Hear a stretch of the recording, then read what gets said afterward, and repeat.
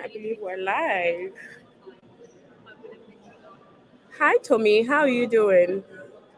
Doing good, doing good. Thank you so much for making the time to join our business leaders webinar at Halisi Consult. We really appreciate that you took the time out of your busy schedule to make the time to share your knowledge with us.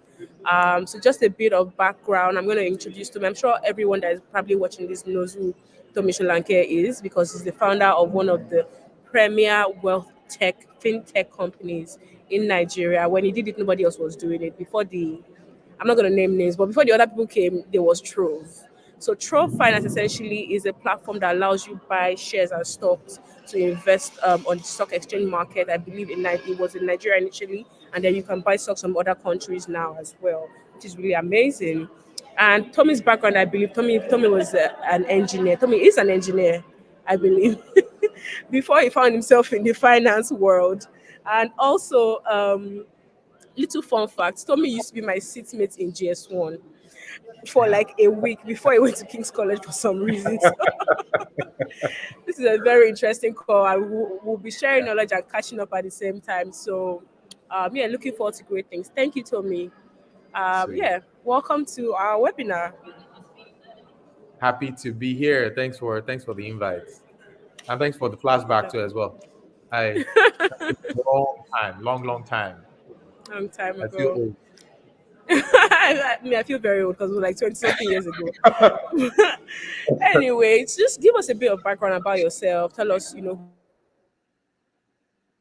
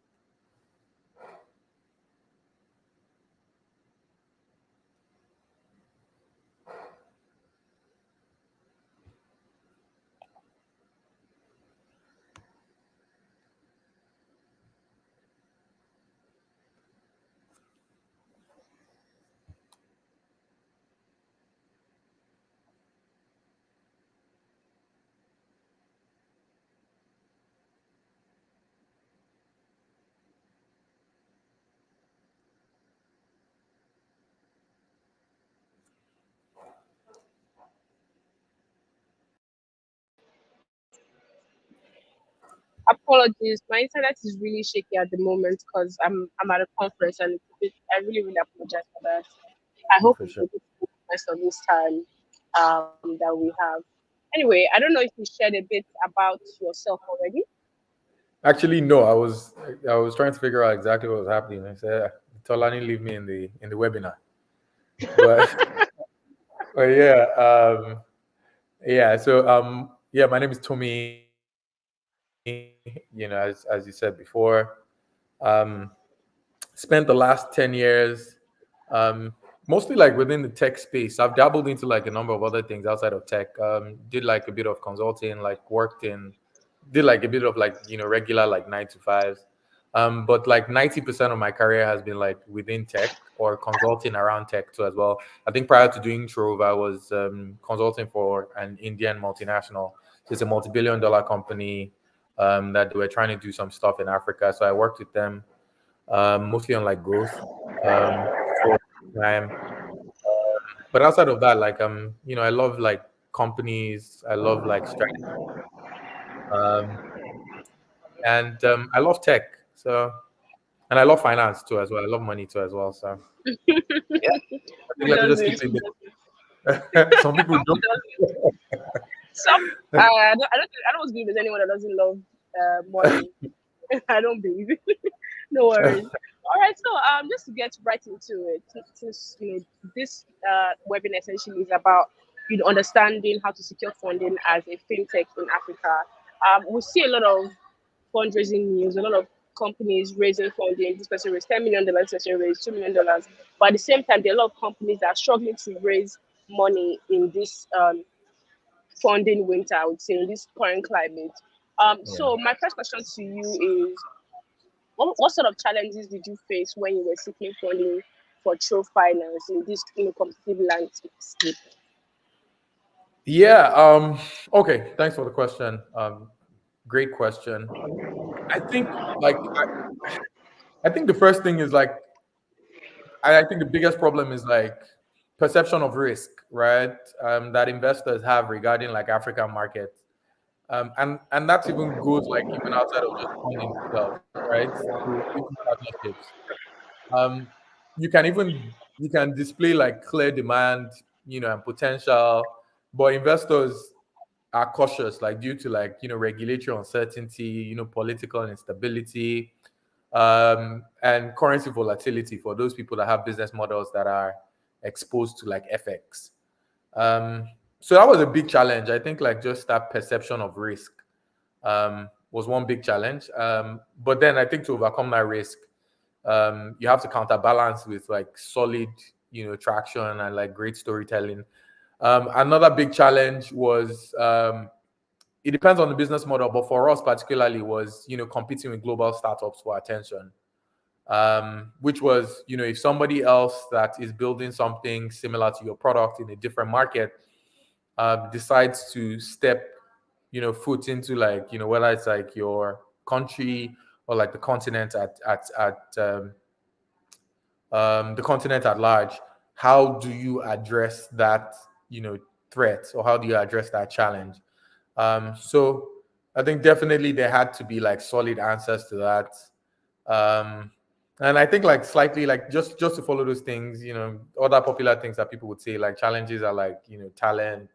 There's this exodus of talent, and so like churn in like a lot of like fintechs or technology companies is like extremely high. And so like you have to figure out creative ways of like retaining people and all of that stuff. But if I'd say like the two biggest things, you know are that one, that perception of risk that exists, especially for foreign investors, since a lot of capital still comes from the US, Europe, or North America in general, Europe, and Asia, right? So most of the capital comes from outside of the continent. So the risk, perception of risk, and perception of like global threats too as well, I think would be the top two if I put. And then there's smaller things like I mentioned.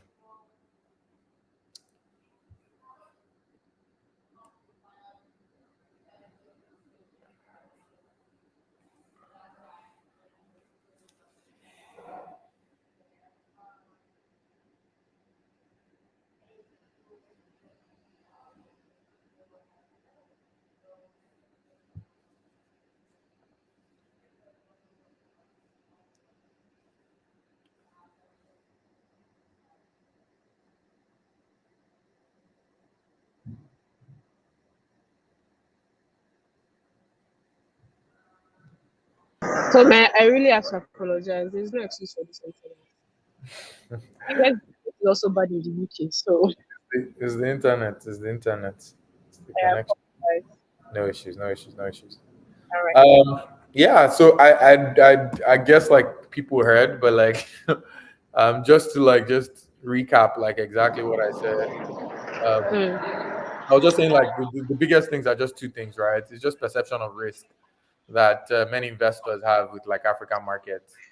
Um, Due to like regulatory uncertainty and all of that stuff, political instability, issues around currency.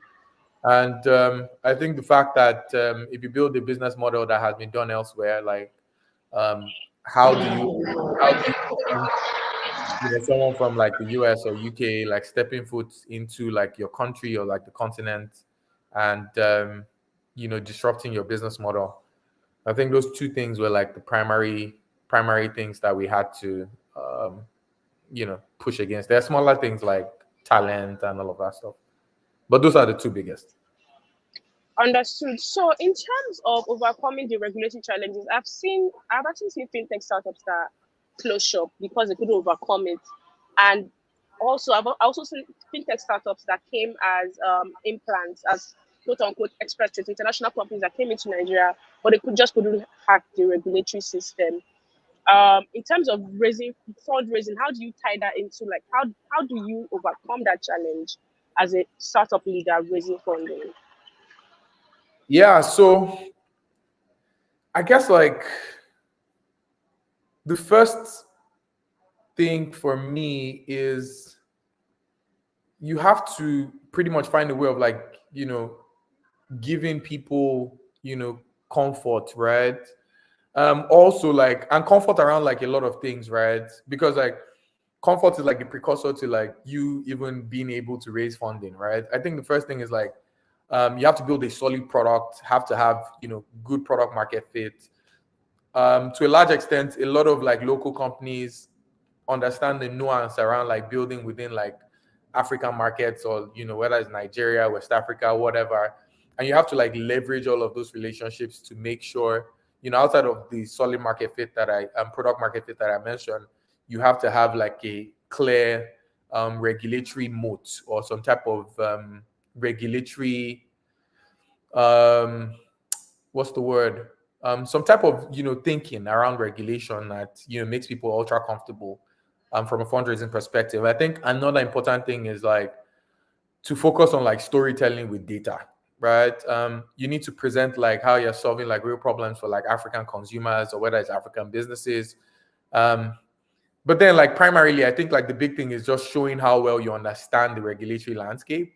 And partnerships that you build can also help ease like investor concerns too as well. So when we started out, one of our primary partners was ARM, which is the largest non-bank financial institution in I think all of Africa. I'm starting to be corrected, but they were a primary partner at the beginning, and that helped ease investor and like user concerns. So those are the kind of things that I feel like people need to do, especially within like if you're building a business within like the regulatory type climb. You need to like ease like all of those things. If it's an FX business, what's your relationship with the CBN, and um how can that relationship like cascade into like all the other products that you're looking to like to build in the future. If it's like the SEC, you need to have also, again, like in Nigeria, where currency is like extremely volatile, right? You need to give I remember like an investor that pulled out one time like a couple of years ago, um because he was quite skeptical about the currency climate in Nigeria. He kept saying like, what, like you guys are like exposed to like currency risk, and like how are you mitigating against currency risk? And if you're mitigating against currency risk, he's still not comfortable with the fact that you still always have to keep up with the fact that you still have to keep up with like the devaluation of the naira. So like you wake up on money, 10%, wake up on money, 20%, blah blah blah. Even if you put in a strategy today, how am I sure like the strategy won't fail? Right? Tomorrow, right? If you put rails as safeguards and say, okay, I'm going to buy the FX, keep the FX, but I'm buying the FX at 200 naira to the dollar. Like, is there a guarantee that tomorrow, when you wake up and you need to sell the FX, right? Even if you've preloaded on the FX and you're not buying from the primary market, right? Is there a guarantee that tomorrow the FX is not going to be 170 naira or something, right? And if it's going to be 170 naira, right, you're selling at a loss. So yeah, I guess like just to cut it there, those two things for me are like the primary things that help, especially within like a regulated type business. Of course, of course. So I'm going to just pivot and take us to what everybody wants to know. So I can tell from speaking to you that you're an incredibly knowledgeable founder, and you know your stuff, you know all the SEC stuff, and you're both technical, and yeah, I think you're also good with the business development side, like the relationship building, being a people's person. And Yeah. you saying earlier that talent is not a problem. That's a very you thing, because talent is a problem for a lot of people, I said right? talent is a problem. I said it's a problem, actually, not. Right, exactly. But you've been Yeah. able to circumvent all these things and raise funding and build a successful business at the same time. So, in your experience with dealing with investors and also, speaking to other startups, what key qualities are investors looking for in African fintech startups? What key qualities are they expecting their founders to embody in order for founders to position their businesses for them to meet investors' expectation? Yeah. Thanks, Alani. Great question again. Yeah, so like the challenges are a lot, right? But the thing is, like, we'll not come to the marketplace and come and announce the challenges. So people don't know what's going on. But we deal with, like, churn like every other, business. I think, like, there are creative ways of doing it, like building your own pipeline internally. But that's like a completely different, conversation. But if I were just to be specific, different investors look for different things, right? Some investors are more SDG focused. For example, you need to prove that you're solving like um, one of the goals, right? Some are more impact, which is still like tied back to SDGs, right? Some are specifically like impact focused, right? They want to see like how what you're doing is changing the world in some sense, right? Whether it's like a fintech or whether it's a startup in general, there are people that have that thesis at the back of, like, whether your business is commercially viable or all of that stuff. But if I were to just break it down to like a couple of things, I think like one of the big things is like everybody sees like market. Investors pretty much want to know, like, are you solving a significant problem? In Africa, fintech startups solve, like, some of them solve like big problems. There are big problems that exist: financial inclusion, access to credit, um, simplifying like cross-border payments.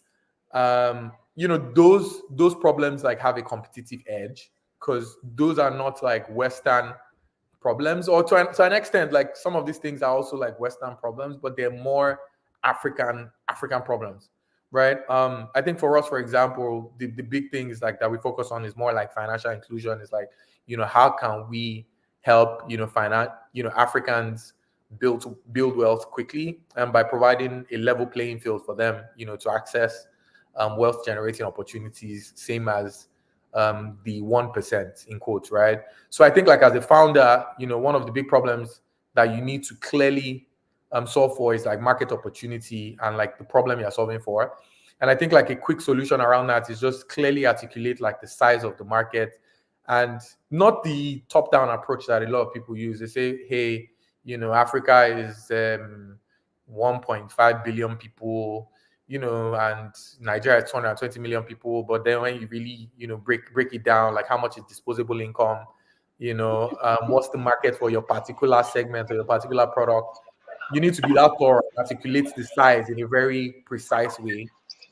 Urgency of problem too as well, and how your solution is unique. You need to be able to do that. I think investors look at traction too as well, and PMF, product market fit. Solid a business plan is important, but I tell people that real traction will eat like a business plan any day for breakfast, right? So, and traction can be anything. It could be a user base, growing user base. It could be like transaction volumes. It could be strong partnerships. You need to have proof in some way that there's demand for your solution. And I think like the last thing that I usually see people is like scalability, right? And execution. Like people want to see that, yeah, like how to execute. Literally, like I have conversation with some founders, and they would say, hey, I have this idea, and you talk to them 9 months later and they're still talking about the idea. I'm like, hey guy, just stroll into the office. Like literally when I was starting Trove and looking for partners, I literally was not knocking on doors of like broker dealers at the beginning. I literally like sending emails. I send emails, like 30 emails in one day. I knock on doors like as many times as needed. Eventually one of the doors will open, right? So you need to be an executor, and people want to see like a clear growth plan, right? So you need to understand like your cost, your OPEX, your scaling costs, just thorough thinking, right? You just need to, and I think like to bring everything together is just compelling. Like you need to be able to tell like a very compelling story. I think the people that are most successful with like, fundraising are the people that know how to tell compelling stories. The people that show passion in their storytelling, deep understanding of the market, and a clear path to like profitability, or how you can be dominant in the market, right? So yeah, I think let me stop there again because I can You ramble have and so ramble. much knowledge to share. I feel I like you should write a can ramble book. till tomorrow. Oh my god. Oh my god, you have so much knowledge. Honestly, I think like you're probably the best person to tell this story because you were one of the first. When you were Yeah, doing it, nobody was doing it. Anita says have a clear growth plan and tell a compelling story. Yes, I think that keeps coming up in your points that you're making about the storytelling. I always say, well, I say because I heard it somewhere being said to founders that fundraising is about storytelling and spreadsheets. So obviously the business plan side has to be unlocked, but the story also must be compelling for investors to be able to have the confidence to invest in you. exactly. That being said, um, what common mistakes do you see fintech founders make during the fundraising process, and what advice do you have to keep them from making these mistakes again over and over again? Yeah. So a couple of things, right? I think like the big thing is I think too many founders like focus on valuation.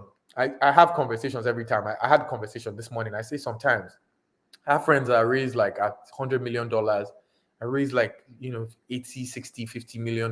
In fact, I've seen friends. In fact, I have a friend that raised at $200 million and the business blew up at the end of the day, right? Um, and then the way me I think about valuations, I think about it from a slightly different perspective. It's like at the end of the day, can I build enough value and justify that valuation, right?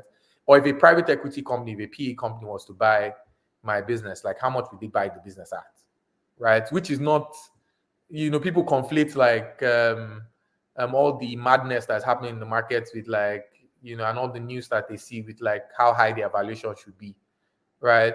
Um, and so that's a big mistake, right? And founders sacrifice like long-term growth by bringing in investors who don't even provide real value beyond money, right? So my advice for that is to focus on focus on quality of your investors, not just the quantity of funding. Be very realistic about valuation because like it's like a hamster wheel. Like if you continue to, I've seen people that raise money rounds on rounds on rounds on rounds on rounds just because they're trying to catch shadows, right? And at the end of the day, they over dilute themselves. Even I've seen like horror situations where you have like a liquidation preference that's like a 4x, 3x liquidation preference, and that just wipes out the founders at the end of the day. But then you're stuck in the business, right? And unfortunately, you just have to keep going, but with no upside or no incentive for you as a founder, right? So be very careful about that valuation trap. Also, I think I read something sometimes they said like when you talk to a first time founder, the first thing is like, oh, product, product, product. A second time founder is like obsessed about distribution. Um, and so like a clear financial model, right? I see a lot of people like saying, oh, I want to dash money, right, to users. I want to use user acquisition, right? Um, dash users money. Oh, let every user that signs up, I'll give them 10,000 naira or subsidize cost. That's not attractive to most investors, right? Um, your unit economics has to be sharp. Your cash flow has to be clear, especially in this climate, right? And I think like lastly, just to just to end it, it's like when you're discussing like your potential of your startups with like investors, do not overpromise, right? Ambition is important. A lot of people don't have like Nigerian context, right? They say, oh, Nigeria is like one of the fastest growing in terms of like population. Oh, in 2050, 1 in 4 people in the world will be African. And like, there are all the stats that we all throw around. But you understand the market, you understand like disposable income, you understand like the real subset, right? So don't overpromise and then not deliver at all, right? Overpromising and under delivering, it can harm your credibility. So be honest about where your business stands and what realistic goals you can achieve, right? And that'll give you peace of mind, and you hopefully be able to sleep well at night, even when you raise that mega round. Hmm. Amazing, amazing insight. Thank you so much for that. So yeah, those are the mistakes that founders make, and we see it a lot as well, which is I think that there's a how do I put it, understanding yourself as a founder and then being realistic with what you have and what you have to offer saves you a world of stress instead of putting those really crazy valuations and putting that on your cap table, putting that in your deck and raising and then wiping out your earnings at the end of the day.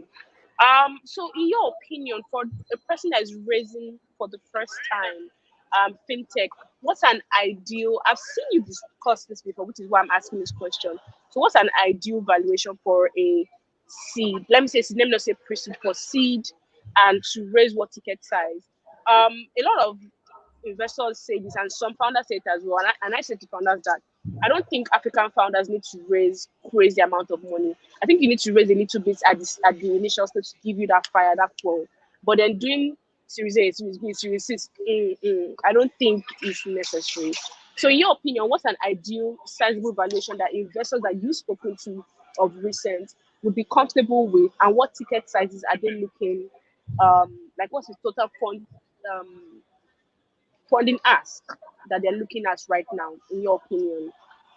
Yeah. So those things are like subjective, right? And I know like different investors think about things in different ways, but like typically my own thesis or theories, and I tell everybody all the time, is like raise just as much as you need to take you to that next like inflection point. There are some businesses that don't even need money as such. There are some businesses that, for example, if you had 20, 30K, you have like 4 people on payroll, you have like people in Nigeria, or you have people in Ghana. Payroll, for example, maybe it's $1,000, $2,000 a month. Like, why are you raising like $600,000? The truth is, I told people like the first 100K, for example, that in fact the first 20K that we raised finished almost at the same speed that the first 100K that we raised finished at, and that first 100K that we raised finished at the same speed that the first $1 million that we raised finished at, and like it continues in the exact same way. And like it's like the theory of life, like where people say like, oh, at some point in your life you were making 100,000 naira, 50,000 naira, and you were happy and like you were living and like you were all right, and then you start making $1 million naira and somehow you're not all right? The same thing happens with startups, right? It's very interesting. It's just a very interesting dynamic, right? So first of all, founders try to avoid as much as you can, like just raise what you need. If you're not building biotech or building like anything that has like heavy back-end ops or like heavy startup costs, there's no need. Like, in fact, I tell people these days to like, as much as they can, bootstrap as much as they can. Like, try to keep as much value as you can, mostly within that pre-seed stage. If you can, like, just build it yourselves and then raise at like a decent valuation. But decent for a lot of investors, right? I've seen people that would say like post money for like a pre-seed. A lot of them are comfortable with like 500K. I've seen some do 1 million. Even like the bigger accelerators, for example, the YCs, the Techstars of the world, would do somewhere around $2-3 million. I think post money. In fact, I've seen like a lot of accelerators that do 1 point something $1 million too as well. But even accelerators are even like the better, like a lot of times they give like better deals than like most investors, because accelerators, and that's why people I like completely agree. that's why people line up behind accelerators most time. Everybody's applying to YC, everybody's applying to Techstars, everybody's applying to like startup bootcamp and like all these accelerators. But like you might see some good investors that will write you a check at 1 million, some will write at 2 million, following the accelerator pattern. But a lot of them, typically I've seen them like 500 for like super early companies, 500K, for like 400, 500K, topping out at somewhere around like 700, 800K. But then with fundraising, like, anything is possible, right? I've seen like people raise at like, absurd valuation. If I had to build another company again, like outside of Trove, the valuation I would raise at is not the same valuation again. Reason why is because, there's also like some You're a premium. tester founder. Yeah, there's also some premium that comes into that as well, right? Yeah. Also, I don't know that there's one number per se, but like if you are like a new first-time founder, but you have a great idea and you have small traction, I think like 400K, 500K, topping out at like at 800K ish is like a place where I see. But like I said, please, founders, don't lose sleep. If you love your sleep, do not go and pack money from investors that will be chasing you at night. I don't want to tell you horror stories, but there are plenty. Let me. Exactly. People don't. Well, I think more people should say the horror stories, because it will help deter people that are, raising at interesting valuations and raising really large sums of money. Because, like you said earlier, the Nigerian spirits were very, our masses spirits were very convincing. And with Swiss international investors, they believe us instantly and they take our word, they take us at our word. Because you might be saying, several things in the meeting, knowing that, okay, the average Nigerian understands that it might not exactly pan out that way. But the investor is taking you at, for exactly what you're saying, word for word. And they're investing in you based on that. And at the end of the day, everything just, God forbid, we don't wish the worst scenario for anybody. But anyway, we have a question. I still have a couple of questions to ask, but we have a question here. The person has asked two questions already, so I just want to ask it because it keeps coming up in our community. Founders are always asking me when one calls, when I meet them in person. Founders want to know why VCs are not really pushing um, for real sectors, manufacturing, agro-allied processing, and a lot of investors are more interested in fintech and like this person rightly said, Oladipo Ishola, the other industries need to grow to sustain fintech long term. I understand what he's saying. Like we need to build industries in Nigeria, in Africa, to be able to sustain the services, the service providers that investors are more interested in investing in, if that makes sense. So Tommy, this is a perfect question for you. I'm sure you have a lot of thoughts on it. You go Yeah. ahead. So I think like the big problem first of all is in like the concept of VC, right? So one is the concept of VC, and second is the concept of like startups. When I say the concept of VC, there is something in VC called power, like the power law, right? And power law is essentially, for people that don't know, is like the model of a VC is like I pick a winner, and that winner, pretty much covers like returns my entire fund, right? So if I pick 10 companies, I invest in 10 companies, one company is going to return the entire fund, right? So the model of VC is a model of astronomical returns, right? Is a model of risk, right? VCs don't necessarily hedge, like they hedge against, downside, like to the best of their own ability, but like at the same time, they are chasing more like, you know, um, upside. That's Outsized returns. outside returns, like multiples. That's the first thing, right? Now, the second thing is like startups too as well. Startups, when you think about startups versus SMEs or SMBs, the the main difference there is the scale at which startups can grow, right? Because like a technology company provides, and when I say startups within the context of like technology, they have the ability to scale in a very unique way. Manufacturing, I have a plant, I have a physical office, there's a cap on like how much I can produce. I have like all this underlying costs.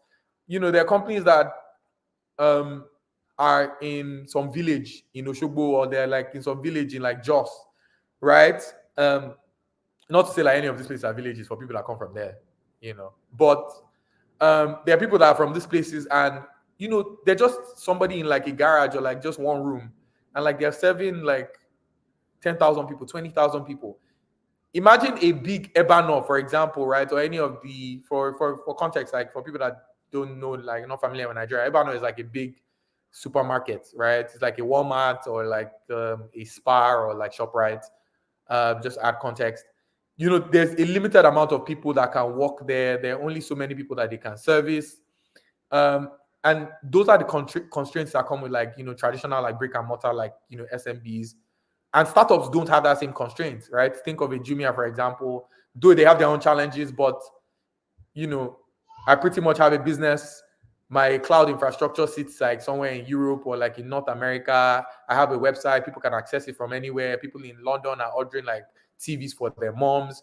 People in Japan are ordering like, and that's like the scale is like the difference, right? So that's why, and like I said earlier, like, VCs are optimizing for like astronomical returns. Startups have the ability to scale in that manner. And so like it's like a perfect marriage.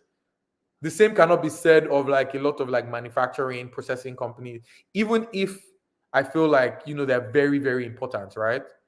I think like at the end of the day, there are funding sources that are more suitable for people that are building certain types of businesses. So for example, now you're building a creative business or you're building like a manufacturing business, maybe you want to go to like Bank of Industry instead, right? And get financing for your equipment or like to buy your stuff, right? Maybe you want to go to like a PE firm, right? Maybe you want to go to a bank, or a traditional bank. Maybe you want to, so maybe the VC model is not fit for like everybody in particular. And so like you really need to think about like financing in a very creative way, right? Not just VC, right? Because sometimes it doesn't align. 100%. I always say that traditional businesses should go the debt financing route. Like if you're operating a traditional business that gives normal returns, just go the traditional financing route. Because this is not for every kind of company. It has to be high growth. For context, if a VC has $10 million to invest, and let's say they're investing in 20 companies, one of those companies has to become a unicorn for the VC to be able to be successful. One of those companies has to pay back all the money that they invested, just one. So they have to be super careful as well, because are you running a business that can return $1 billion? That is it at the very base of it. Okay, let's really make it moderate. Are you running a business that can return $100 million?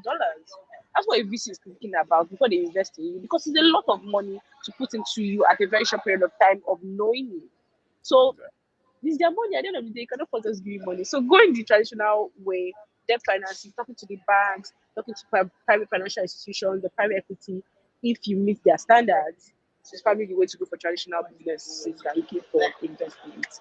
That being said, negotiating with investors can get really tricky.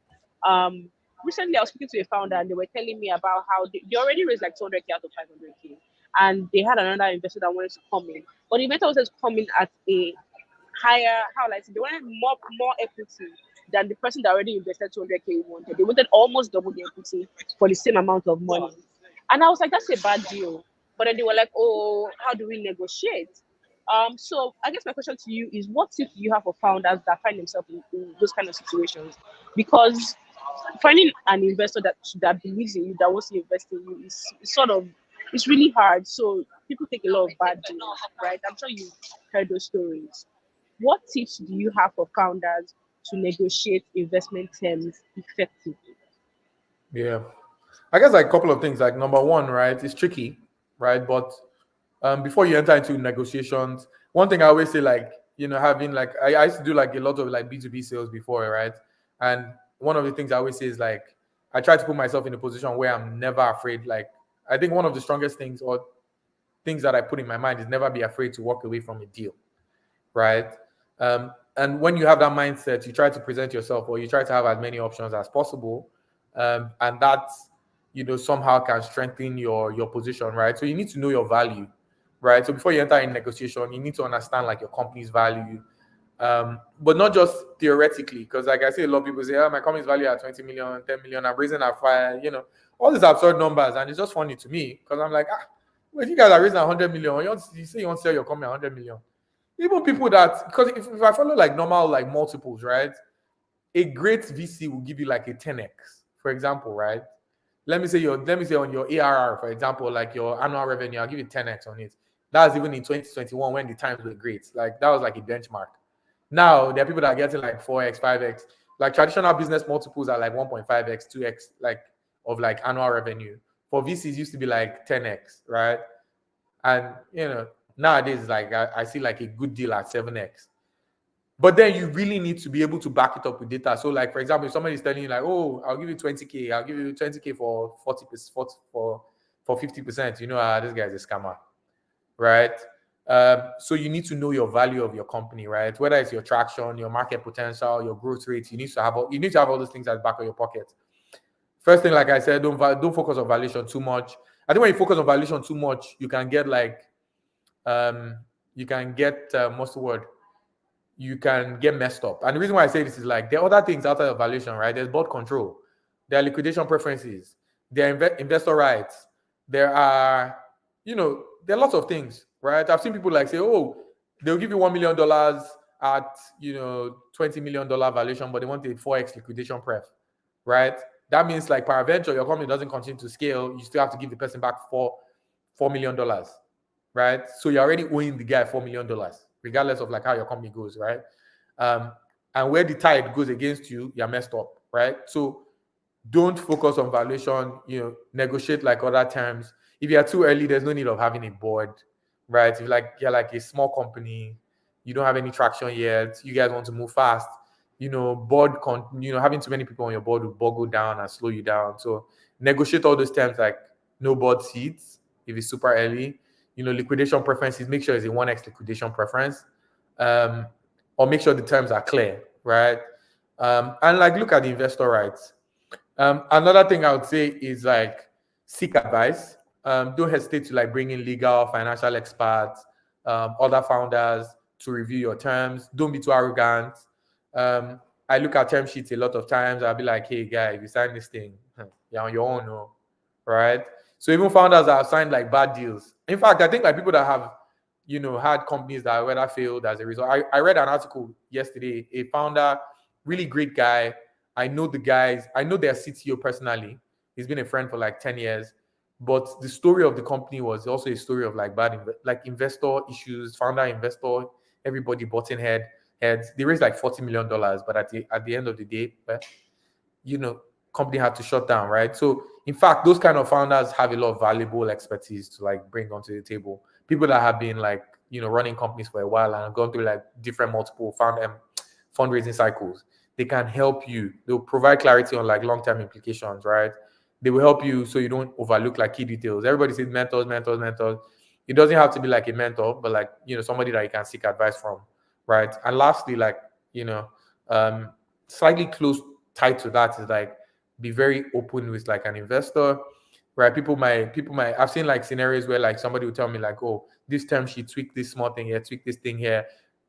You be open to like adjusting your offer, but stay firm, right, on like things that are critical to like the business, right? For example, like at Trove, right, we prioritize like maintaining flexibility in like our product roadmap, like during negotiations, right? So it's not like somebody will come in and say like, hey, you guys have to build X or you guys have to do Y, right? Please, I don't want any investor that will come and start derailing me from that perspective, right? And investors that will allow me sleep at night and allow me play like the long game. And investors that can, be your friends. Like you can have a cup of coffee with, or like you can talk about your issues with. I think another like yardstick for me with like picking investors. But yeah. I think let me stop there. Yeah, no, amazing insight. Thank you so much for that. I think a lot of people don't realize that investors don't just give you money and then they just disappear. I mean, it may happen in some scenarios, but it hardly ever happens. The investor becomes a part of your company. They're literally an employee that you employed as your boss, essentially. So when you're when you're choosing an investor, you have to choose wisely. Like, can you hang out with this person for the next 5 years without any issues? When you're thinking of taking an investment from someone, if you're taking their money, you are literally family. So yeah, I feel like you've answered every single possible question that I can think of when it comes to like fundraising. I would say just to round up, what advice would you give to founders that are raising in this current climate? Aside the obvious, go to accelerators or look for get creative with your fundraising strategy. What advice can you give to first time founders that are raising or founders that are finding it difficult just to raise in this current climate?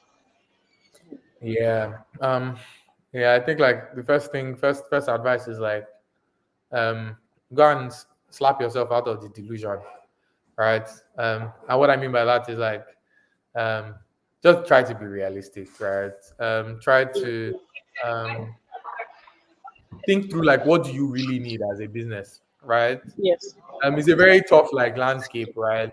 So you really need to focus on like, what do I really need as a business? But even outside of that, like you need to really focus on traction, right? One of Yeah. the most convincing arguments to an investor is like real growth, transaction volume, revenue, right? So even if you are starting out small, right, you need to be able to demonstrate that people want your product. and not just want it, like people are willing to pay for it, right? So I think like that's like a key thing that you should really focus on, like your unit economics. Don't be too obsessed about like, oh, if you don't raise money, you cannot succeed. There are lots of companies that didn't raise money and did marvelously well. And there's lots of people that absorbed like a lot of capital. In fact, I had a chat with my friend today. I said like, there's one. There's some guys that I'm familiar with. Like we chat, and like they just keep raising. I'm like, at what point do you stop raising? They raise $10 million, then they raise another $15 million, then they raise $12 million, then they raise. I'm like, guy, at what point do we raise? So far, I think they've raised like 70 million or something and 60 million. I'm like, this guy. I hope that tomorrow when you buy your business or you give the people 50 million back. Because if you go and tell investors that you want to give them 40 million back, what that means is that you pretty much slaved away. You used 10 years. Imagine you use 10 years to build the business and you sell it off at 40 million, but you raise 70 million, right? There's nothing. You're not making anything. Like, you might have even been better like working at McDonald's or something, right? So I think for me, that's like the primary thing. Focus on your traction. Like focus on like unit economics. Don't go around dashing money. All these growth hacks. Like when I see like people that will say like, oh, the cost of producing this thing is 1,000,000 naira, but I'm selling it at like 700 naira, subsidizing, right? What's the path? Even if you subsidize, at what point do you stop subsidizing? And does that subsidy help you with scale? Right? So for me, it's like, don't make all those mistakes, dashing people money. If you don't have the money, don't dash people money, right? Second of all, like be very unit economic focused and be very growth focused, be very traction focused. And all the inspire to aspire things that I would say to as well, be very resilient, be very rugged.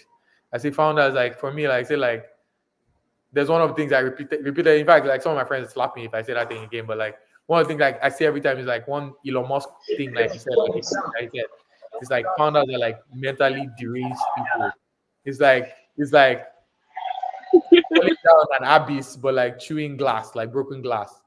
Like that's how like you don't know where you're going to, but at the same time you're like suffering excruciating pain. That is what like startups are all about. Forget the tech crunch and the tech cabal and the tech lawyer and tech point, all that. Oh my God. Grinding. You have to stay the course.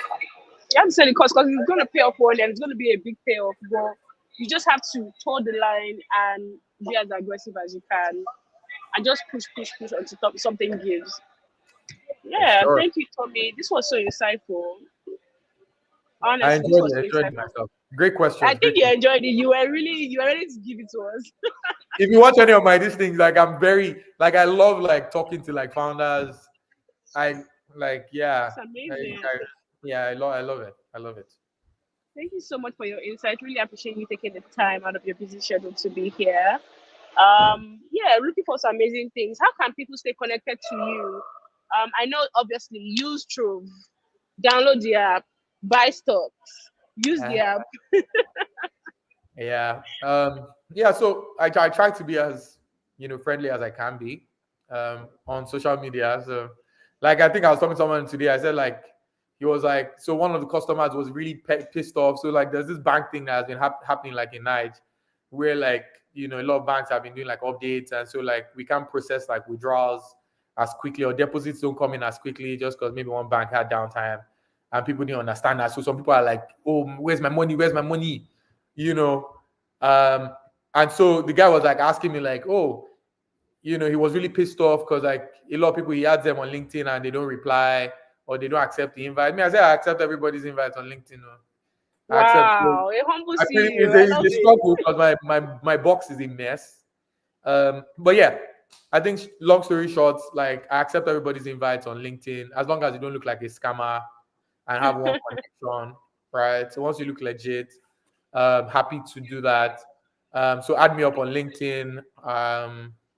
Outside of LinkedIn, I don't use other social media as much. But yeah, I'm on Twitter, I'm on Facebook, nobody uses Facebook again. So I'm on Twitter, I'm on Instagram. Nobody uses Facebook. I'm actually surprised you mentioned that. Yeah, I guess we are all on Facebook, but we don't use Facebook. We don't use Facebook. But yeah, like the easiest place to catch me is on LinkedIn. Yeah. Amazing. Thank you so much for your insights.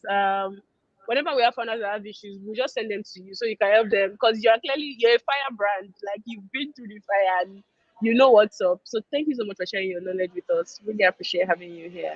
Always, always, always, always. All right, we'll be in touch. All right. Thanks, guys. Bye. Alrighty, that was a really, really, really great webinar. That was a really great session with Tomi Solanke of Trove. I really, really appreciate that he gave us his time today. It's really hard to get on his schedule, but he made the time. So yeah, if you want to reach out to him, you can reach out to him as we said on LinkedIn. If you want to reach out to us, ask us any questions, you know where we are. Halisi Consult on all platforms, on Twitter, on LinkedIn, on Instagram, everywhere, on our website as well. Yeah, and if you want to talk to us about your fundraising journey or your fundraising strategy, anything fundraising, getting your documents together, speaking to investors, meeting VCs, or getting in on accelerators, anything of that nature, just send us a message at Halisi Consult on Instagram or email us at hello@halisiConsult.com and we'll be happy to answer any questions you have. Yeah, so thank you so much for your time. As you can see, I'm at a finance conference now. I'm going to go back to my conference, yeah, and to join my clients inside. Yeah, thank you so much for watching the live to this point. Look forward to having the next episode with also an amazing guest as well. Alrighty, thank you. Bye.